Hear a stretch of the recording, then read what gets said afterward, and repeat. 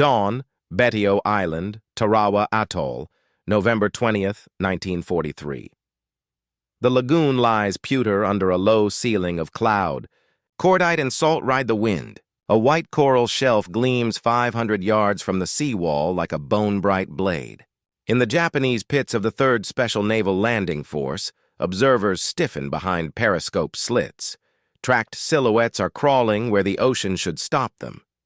LVTA-1s, boxy, open-topped amphibians mounting a 37mm M6 turret and 30 caliber Brownings, rattle over living coral, their cleated tracks chewing the reef that was supposed to be impassable. The thought flashes through gun crews trained to rake boats, not armor. The reef has betrayed us.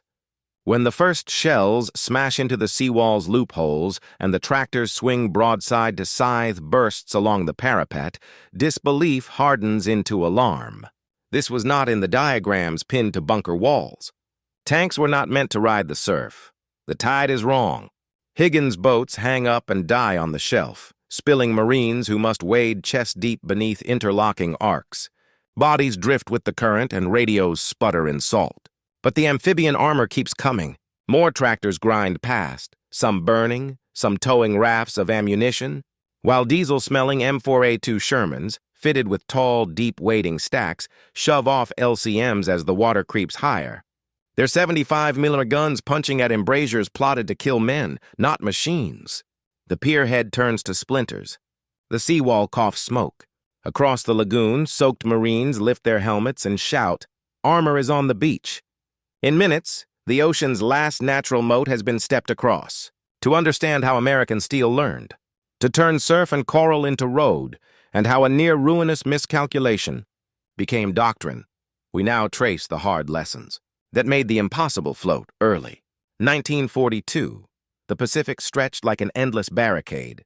From the Aleutians to the Solomons, from Tarawa's coral rim to the volcanic teeth of Iwo Jima, Japan's empire sat behind an oceanic wall. What looked like paradise on a map was, to Allied planners, a fortress made of stone, tide, and fire. After Pearl Harbor, every atoll seemed armed with invisible claws.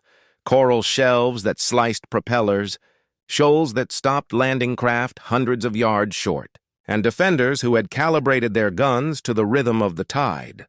In the Solomons and Gilberts, reconnaissance reports confirmed what many feared.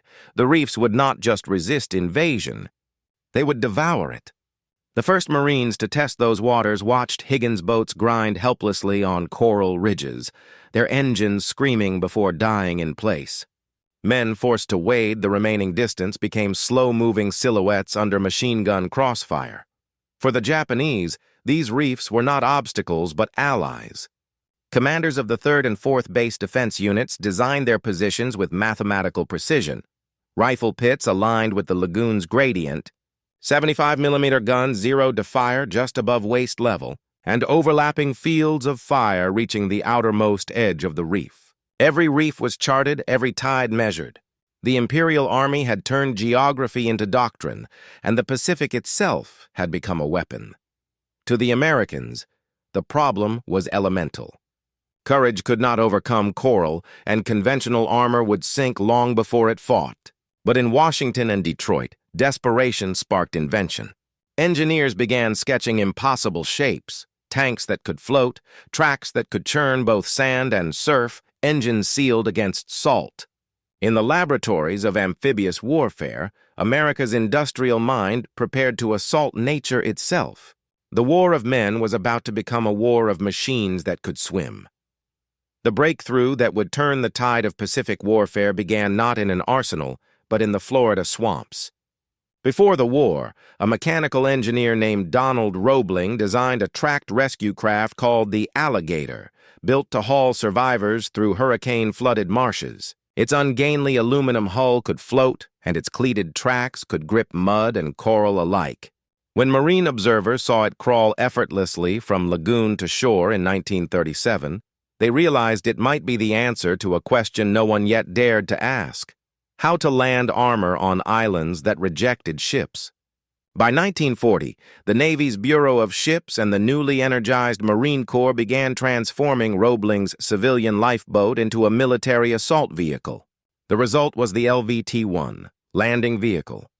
Tracked, manufactured by the Food Machinery Corporation, a company better known for canning equipment than for weapons of war.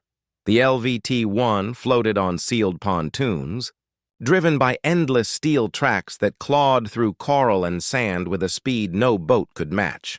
Early versions carried cargo and troops. Later ones carried guns. The armored LVT-A1 mounted a 37mm M6 turret, borrowed from the Stuart light tank, while the LVT-2, soon nicknamed the Water Buffalo, featured improved suspension and heavier armor plating. By 1943, factories in Michigan, Pennsylvania, and California roared day and night, producing thousands of these strange hybrids, vehicles that could carry a full Marine platoon from ship to shore without stopping at the reef. Engineers didn't stop there. They took the battle-proven M4A2 Sherman and gave it gills, deep-wading trunks to vent exhaust, waterproof seals around the hull, and snorkel stacks that let its diesel engine breathe through the surf. The new amphibious Shermans could crawl across lagoons and climb seawalls where men had once drowned. What began as a rescue craft had evolved into a weapon that blurred the boundary between land and sea. Few Japanese officers even imagined such a thing was possible, until the day they saw tanks rising from the waves at Tarawa. November 20th, 1943, Betio Island, Tarawa Atoll. At 9 a.m., the equatorial sun beat down like a hammer, bleaching the lagoon into a mirror of molten silver. The tide was supposed to rise. It did not. Instead, the lagoon lay bare, its coral shelf exposed, jagged, white, and deadly. When the first wave of Higgins boats ground to a halt hundreds of yards offshore, the Marines of the 2nd Division found themselves stranded in waist-deep water. Ahead, the island bristled with gun emplacements, blockhouses, and the dark slits of Japanese bunkers belonging to Rear Admiral Keiji Shibasaki's 3rd Special Base Defense Force. From the seawall came a roar of automatic fire. Men dropped as if pulled by invisible hands. Others sank beneath the weight of gear, their rifles vanishing into red foam. The reef had become a killing field, a graveyard of courage, heat, and coral dust. But behind the faltering assault, the sea began to move. Amphibious tractors, the LVTs, growled forward, their tracks grinding over coral heads that shredded propellers but yielded to steel. LVT-A1s fired their 37mm guns into pillboxes while open-topped LVT-2 water buffaloes ferried survivors to the seawall. For the defenders, disbelief turned to alarm. The reef they had trusted as armor now betrayed them, carrying American tanks closer with every swell. Shibasaki's 8-inch naval guns, aimed at the lagoon's deep channels, could not traverse low enough to strike the crawling machines. Yet the cost of progress was horrific. Many LVTs were shredded by artillery, their crews lost to fire and tide. By dusk, Shermans with tall exhaust stacks rolled ashore, belching black smoke and crushing wrecked defenses beneath their treads. The coral that had once protected Betio had been conquered by invention. When the island finally fell after 76 hours of combat, over 1,000 Marines were dead and 2,000 wounded. But the impossible had been done. Armor had crossed the sea. From Tarawa's reef, amid ruin and revelation, a new doctrine emerged. In the Pacific, tanks would now lead the way from ocean to shore. The beaches of Tarawa had been won, but the price was written in blood and wreckage. When the last fires died and the engineers came ashore, they found a floating graveyard of twisted hulls and sunken LVTs. Each scar told a story, coral spires that had punched through thin armor, electrics shorted by seawater, engines drowned mid-surge. The Navy and Marine Corps refused to let that lesson fade. Teams of engineers dismantled every wreck they could salvage, charting where design had failed and where improvisation had saved lives. From these grim autopsies came redemption in steel, thicker armor plating, waterproofed ignition systems, and self-sealing hatches that could hold against both bullets and brine. The early alligators had proven the concept. Now the species evolved. The LVT-4 emerged as the next leap. Its redesigned hull carried a rear ramp, an innovation that let Marines drive straight onto beaches instead of climbing over the sides under fire. The LVTA-4 followed, trading its 37mm gun for a 75mm howitzer that could blast pillboxes from offshore. Beneath the decks, new Continental radial engines gave these machines both speed and endurance. Above them, the Navy's planners opened a new front in science, the War of Tides. Using aerial reconnaissance, hydrographic surveys, and classified tide tables, reef charts were created to predict every sandbar and coral head between ship and shore. At the same time, the Navy birthed a new kind of soldier, the underwater demolition teams. Men who would swim ahead of the fleet to measure depths and clear obstacles. These frogmen, ancestors of today's SEALs, turned reconnaissance into survival. From Tarawa's slaughter rose an amphibious doctrine built on precision, not guesswork. By the time the fleet turned toward Kwajalein, the Americans no longer feared the reef.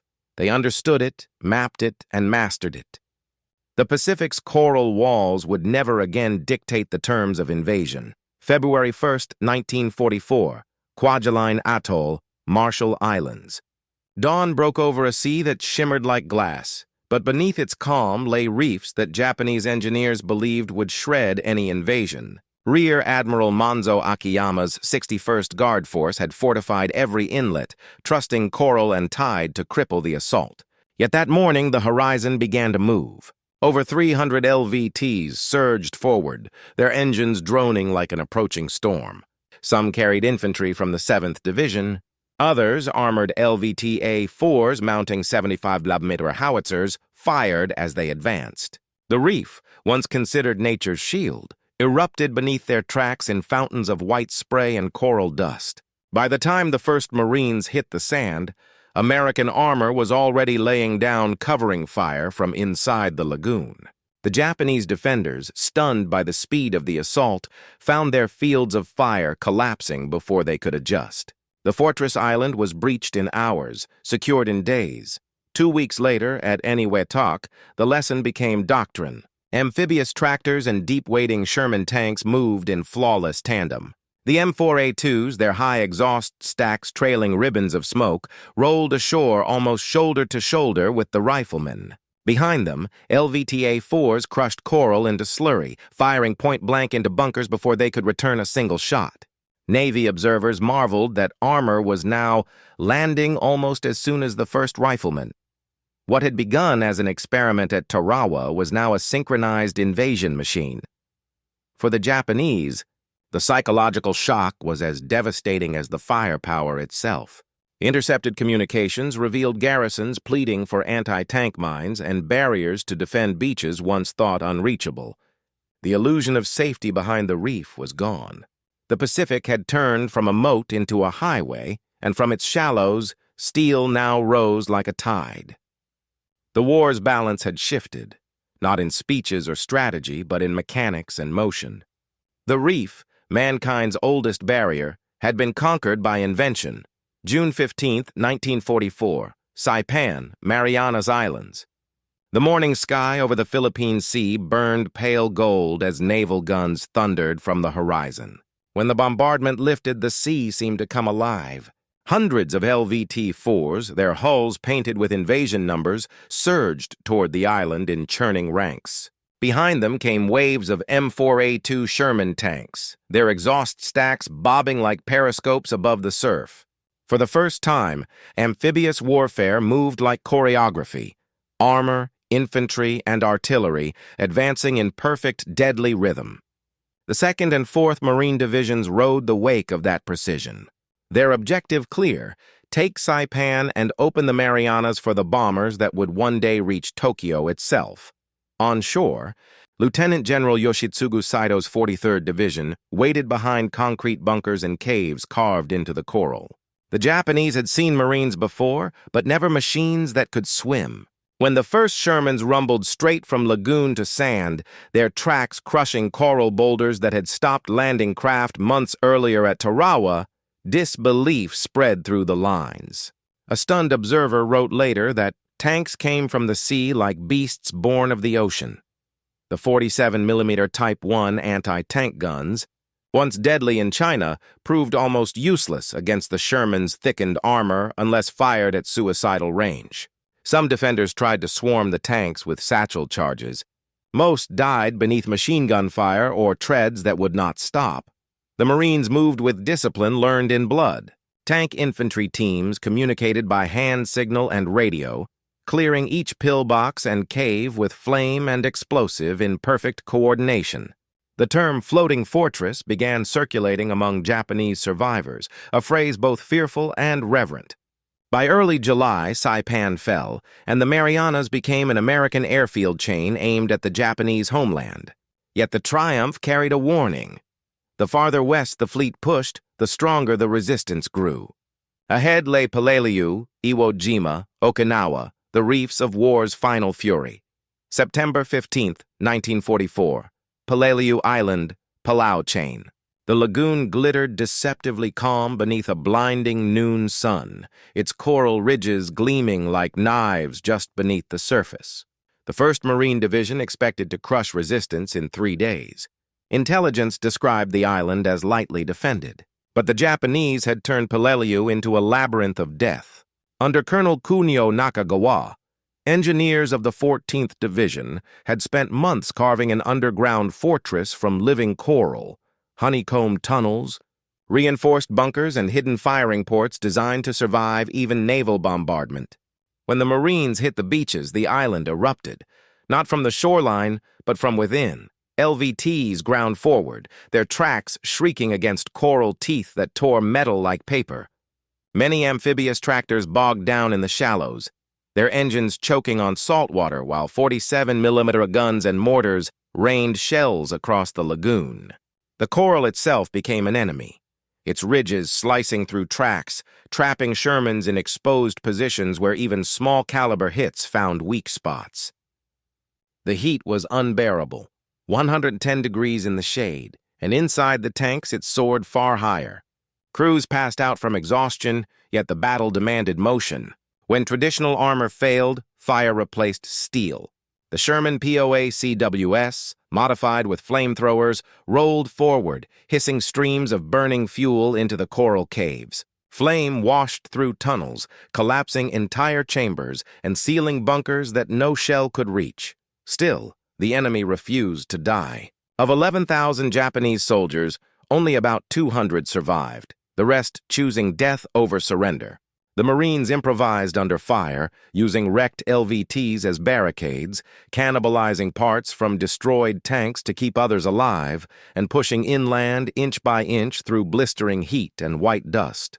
Peleliu became a proving ground for endurance, not just engineering, a reminder that machines could conquer terrain, but only men could hold it.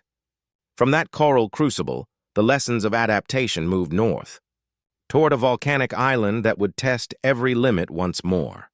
Iwo Jima, February 19, 1945. Iwo Jima. The sea was gray with ash, the sky streaked by the smoke of 8 months of bombardment. Where the Pacific's coral had once gleamed white, now stretched black volcanic sand, soft, unstable, and treacherous. The Marines of the 4th and 5th Divisions approached in waves, carried by hundreds of LVTs and armored landing craft. No reefs guarded this island, but the ocean fought them in another way. Sudden swells lifted the LST ramps and dropped them again, swallowing entire vehicles in seconds. As the first M4A2 Shermans rolled off, many sank to their turrets before even touching the beach. Others clawed through the sludge, treads spinning, engines roaring against the weight of volcanic grit that sucked at their hulls like quicksand. Lieutenant General Tadamichi Kuribayashi's garrison, 21,000 strong, hidden in a warren of tunnels beneath Mount Suribachi, waited until the beaches were full before opening fire. The Marines were trapped between sea and mountain, yet this time the tanks did not die on the shore. Hundreds of Shermans, including flame-throwing POA-CWS variants and dozer-equipped Zippos, formed moving bastions of fire. Their 75mm guns and jets of napalm turned Suribachi's slopes into molten stone, clearing pillboxes one by one. Tank infantry coordination, perfected since Tarawa, now unfolded with mechanical precision. Armor flattened bunkers while riflemen sealed caves behind them. The price was staggering, over 26,000 American casualties, but the result was decisive. Iwo Jima fell after 36 days of grinding attrition, its airfields becoming stepping stones toward Tokyo. For the Japanese, the realization was shattering. The tanks that once drowned on coral reefs now roamed the volcanic threshold of their homeland. From the white reefs of Tarawa to the black sands of Iwo, amphibious warfare had evolved from chaos into mastery. The sea no longer defended Japan, it delivered her conquerors, April 1st, 1945, Okinawa. The sea was restless, whipped by the tailwinds of a passing typhoon.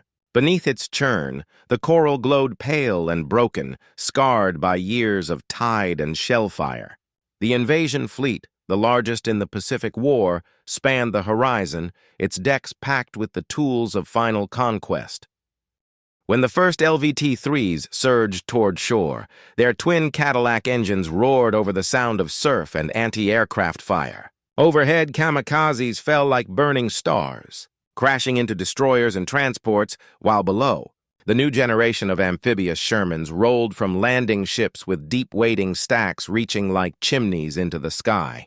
The Marines of the 6th Division and soldiers of the 7th and 96th pressed forward into the storm that would become the Pacific's last great battle. The Japanese 32nd Army, commanded by Lieutenant General Mitsuru Ushijima, had turned Okinawa into a fortress of coral and concrete. Every ridge was a bunker, every cave a gun pit. Tanks found themselves fighting yard by yard, their tracks scraping coral ledges that sliced through steel and treads alike. The battle was fought as much in geometry as in blood, angles of fire, ranges of depression, elevations of hill and reef. Amphibious armor, supported by the thunder of naval gunfire from battleships offshore, ground forward through the Shuri line, reducing ridgelines that had survived months of aerial bombardment. Flame-throwing Shermans scoured caves while LVTs ferried ammunition and wounded through seas turned red with clay and blood. By June, the island was in American hands. But the victory came at an unbearable price. Over 12,000 Americans dead and nearly 100,000 Japanese defenders wiped from the earth. The same coral that had once been Japan's shield became its tombstone. Okinawa marked the end of the ocean's defense and the beginning of the war's final reckoning. The Pacific barrier was gone, shattered one reef at a time by the machines that refused to sink and the men who rode them into hell. The conquest of the Pacific was forged not only on beaches, but on factory floors thousands of miles away. In Detroit, Cleveland, and San Diego, the clang of presses and the hiss of welding torches echoed day and night, transforming America's industrial heartland into an arsenal that could float. Assembly lines that once turned out Buicks, Studebakers, and Fords now birthed LVTs, Shermans, and landing craft in unbroken rhythm. The Food Machinery Corporation, maker of farm equipment before the war, became a producer of amphibious tanks. In total, more than 18,000 LVTs and 50,000 Sherman tanks rolled from these lines, their engines destined not for highways, but for reefs and beaches on the far side of the world. Automotive ingenuity became maritime science. Engineers waterproofed transmissions, sealed electrical systems against salt corrosion, and built bearings that could spin after days submerged in brine. Conversion plants learned to pivot overnight, from sedans to tanks, from tractors to tracked landing vehicles. The vast machine of war blurred the boundaries between land and sea just as its weapons did. And for every tank built, ships followed. The Navy's landing ship, tank, LST, and landing ship, dock, LSD, were floating foundries of logistics, massive, flat-bellied hulls capable of carrying entire armored platoons across 5,000 miles of ocean and unloading them straight onto enemy shores. Each invasion became a synchronized performance of industrial precision. Cranes swung pallets of shells while pontoons locked into floating piers. Bulldozers carved instant roads through coral. LVTs rolled ashore in cadence with naval gunfire. Against this mechanical choreography, Japan's defenders, crippled by oil shortages, rationed steel, and shattered supply lines, could only watch as American factories replaced geography itself. Coral reefs no longer mattered when a nation could outbuild nature. By 1945, America's war machine no longer just crossed oceans, it moved them. From the diaries left behind in shattered bunkers at Tarawa, Saipan, and Okinawa, a single emotion rises above all others: shock. Japanese soldiers who had trained for years to defend their islands with faith in coral and tide suddenly faced an enemy that seemed to defy nature itself. They come from the sea like iron beasts. One surviving entry from Betio reads, "The ocean does not stop them." To those defenders, the sight of tanks crawling from the surf was an offense against the natural order. The Pacific, once their ally, had turned traitor. The ocean that had guarded Japan's empire for centuries now delivered its destruction on steel. Tracks and diesel fumes, their doctrines, painstakingly built around geography, collapsed in the face of a technology that blurred every boundary. Machine met element and won. Reports from Okinawa described soldiers paralyzed by disbelief as Shermans emerged through breakers under smoke and gunfire, firing before their treads found solid ground. For the Japanese, whose fortifications were designed for men in boats, not swimming armor, the psychological blow was irreversible. To the Marines, however, those same machines became symbols of inevitability. They were not merely tools of invasion, they were the embodiment of persistence. Each reef crossed, each tide endured, was proof that human ingenuity could outfight even the earth itself. By the war's end, captured officers confessed admiration more than hatred. They called the LVTs creatures of two worlds and admitted that Japan's natural moat, the Pacific, had been breached not by numbers, but by imagination. The coral reefs that once shattered hulls had instead forged an era of amphibious warfare, binding sea and land into a single, unstoppable weapon.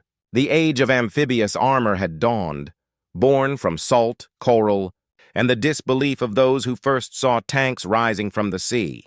In the end, the Pacific War was not only a struggle for islands, it was a struggle against the ocean itself. Every assault from Tarawa to Okinawa was a duel between nature and invention, fought on terrain that shifted with every tide.